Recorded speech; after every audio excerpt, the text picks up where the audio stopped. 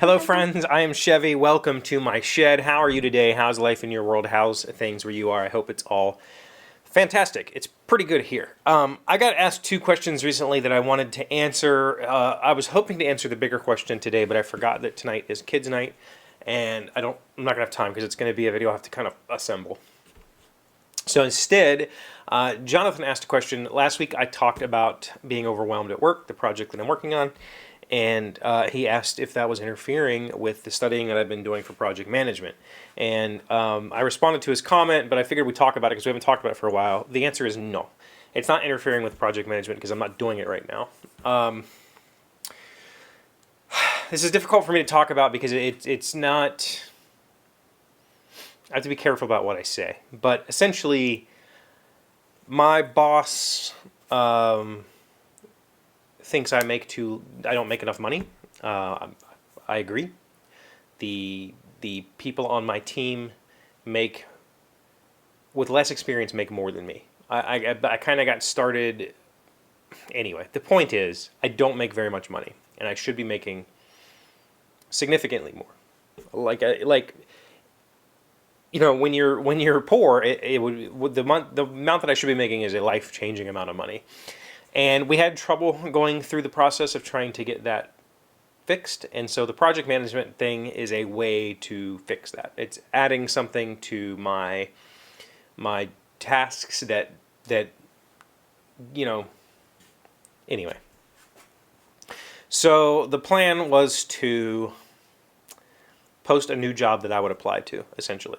And that new job would be tailored specifically for me, and it would come with a higher salary. That's the easiest way. When dealing with government, there's a whole lot of weird issues with how salary codes are, salary ranges based on titles and that sort of stuff. And so it's really difficult to get to advance. There really isn't much in the terms of advancement. I've advanced as far as I can advance with my current title. Let's put it that way. So the plan was to post a job, I'd apply, blah, blah, blah. The requirement for that job would be a PMI certification. So that's why I started on that process.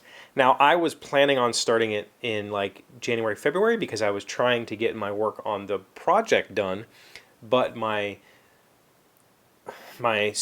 team lead, so I have a boss, she's the one trying to get me money, and then I have a supervisor or a leader underneath of her. She's also went through the class with me, and she's like, let's just get it over with. And I was like, fine. So we went and got it over with, and then we've been working on that. So work paid for all of that. Work paid for the class, the books, all of that sort of stuff. And so that's why I was studying really hard, because I basically have a window of opportunity to take the test after that class to use their resources and such in order to be able to practice for the test. But it's been determined that I'm going to have to pay for the test. Work paid for all the other stuff. If I want the certification, I'm going to have to pay for it. If I pass, I'll be reimbursed, which is fine, which is great. And when I'm reimbursed, I would have to, sign something that says I'll agree to work for 6 months or something like that. So I'm not just going to take this class and then leave, because having a PMI certification will probably, in other industries, would be doubled to maybe even triple what I'm currently making. That's just the fact of it. So the thing is, I can't afford the test. It's a very expensive test, and I have to save for it, and it's going to take me quite a while to save for it. So I'm doing maintenance studying. Like, I will go every day and take some practice test questions, and I will kind of keep it fresh in my head, but I've not been actively studying really hard, because there's no point right now. I'm the kind of person that I need to cram. I'm a crammer. Cramming works for me very, very well. Long-term memory, not so much. I can short-term memory like a boss. So when I get closer to actually being able to take the test, when I have the money saved and I can schedule the test, then I'll get back to the full-time studying. But for right now, that's kind of on hold.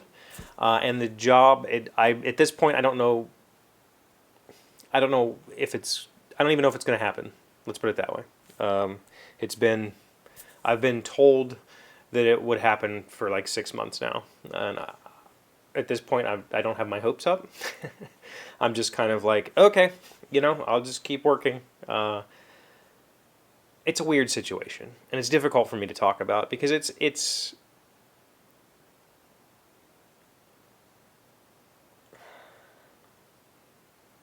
well, legal reasons. I mean, it's just that simple. It's legal reasons make it difficult to talk about. So, I hope to have the current project work that we're working on done by the end of this week, which means that I can finish out moving the rest of our customers over next week, and then have one last week with the previous developer helping me debug stuff as it goes awry, and then he's done. Like, we're not going to be able to contract with him anymore. It's going to fall solely on me, and then at that point, I will have to determine what I'm actually capable of. It might be that I'm not capable of even study, having the time to study or to prep. And if that's the case, if my workload becomes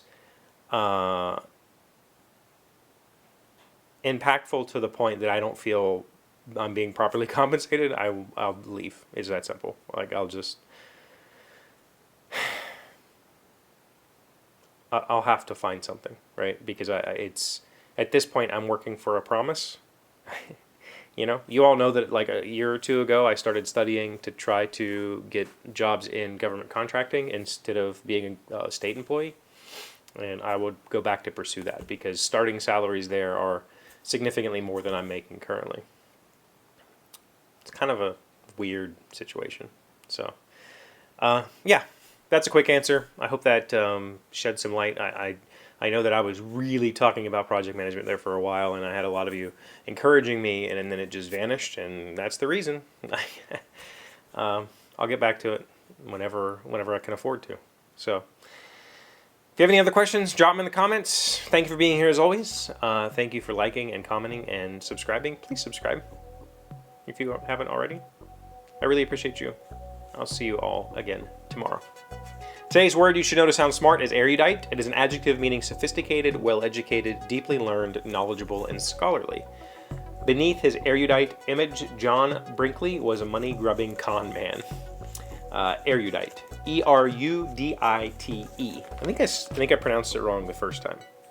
Erudite is how its pronunciation guide once it said.